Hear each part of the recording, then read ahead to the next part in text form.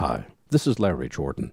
The following is an excerpt of a Power Up webinar looking at integrating Motion 5.1 with Final Cut Pro 10. In this excerpt, I'll show you how to publish a parameter in Motion that allows you to make changes inside Final Cut 10.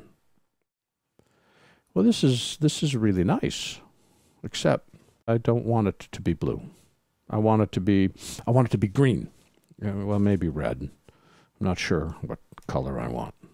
It'd be nice, though, if I could have some control over the color, and notice that the generator doesn't give me any published parameters that I can play with at all.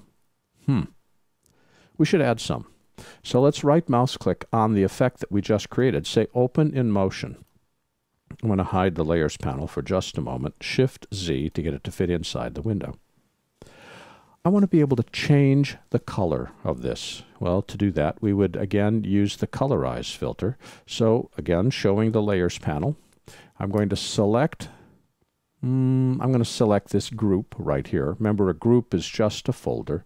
This group contains all the animation necessary for that background. And now we'll pretend it's a background. I know we're getting mental whiplash. First we thought it was a scoreboard just to talk about the fact that the animation can be complex. But here, this could be any motion element. It's a simple background in this case. Go down to the Filters menu right here, and let's apply Color Correction, Colorize. That's how I change the color. It's got a nice golden look. Select the Colorize filter, and just to show you what that looks like, drag this over. I'm working with a really small screen, so everything is all scrunched together. Notice that Colorize has been applied to the containing folder that contains this clouds and gradient effect. So let's pull it back here and click the green resize button and resize it to fit. Notice I have the Colorize filter selected. We change that by going to the inspector, going to Filters, and notice it says Remap to White. So we're changing the color. And as I roll around here, I could make it any color that I want.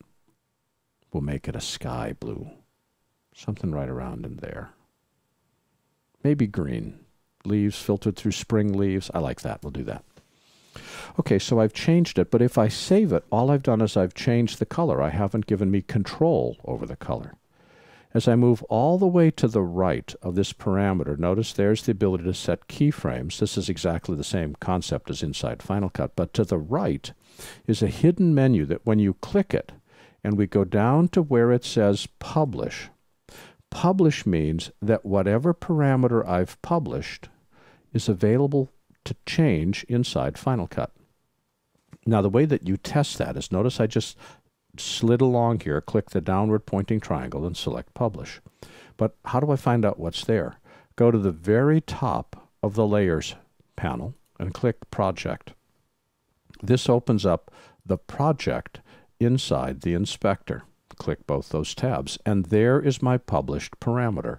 Except Remap White doesn't make a whole lot of sense, so I'm just going to double-click directly on it, and I'm going to change the name to Change Color and press the Enter key. Now that change color has been published, because it shows up here on the project icon, when I go up to File, Save, and switch over to Final Cut, again, we're going to delete this because once it's in the timeline, it remembers the old setting. It doesn't remember the new. Drag this one across, and notice that the green color has been retained. It's going to take a second for the rendering to catch up. And when I select it, look what happens up here inside the inspector. Where before we had no published parameters, now we have a single published parameter called Change Color. If I click in the downward pointing arrow and drag over, I can change the color to yellow. It'll take a second to catch up because of everything that's running on my system, including the webinar. But I can drag around here and change the color to blue or change the color to purple or whatever other color I want. And it's instantly changed here inside the timeline. This ability to publish individual effect settings, any setting inside Motion that allows me to set keyframes, I can publish those settings and have them show up inside the effect that I've created inside Final Cut. This has been an excerpt of a recent Power Up webinar looking at the integration between Motion 5.1 and Final Cut Pro 10. For the complete version of this online training, please visit our store at larryjordan.biz/store and look for Webinar 118. By the way, if you need to stretch your training dollars, a subscription membership to our video training library saves you money.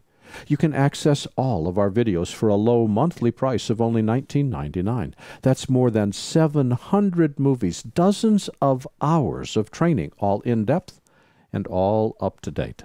Plus, members can attend any of our Power Up webinars for free. Our training covers Apple and Adobe software. We update it every week, and for more information, visit larryjordan.biz/subscriptions.